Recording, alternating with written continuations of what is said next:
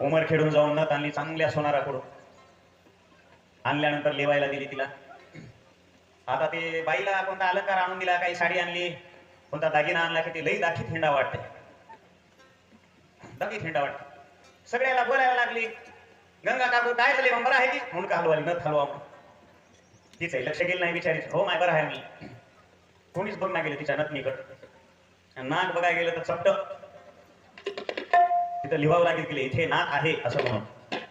नथ एवढी केली आणि तिला नाकच नव्हतं बिचारीला. नथ करायसाठी तिनं पुण्याला जाऊन नाक बसून घेतलं होतं, रेडीमेड नाक. त्या नाकाला ती नथनी बसविल. किती थाट म्हणावं. मग ती बाजारात गेली. उमरखेडचा बाजार कोण्या दिवशी आहे? बुधवारी आहे. आमचा मंगळवारी आहे, तुमचा बुधवारी आहे, बरोबर.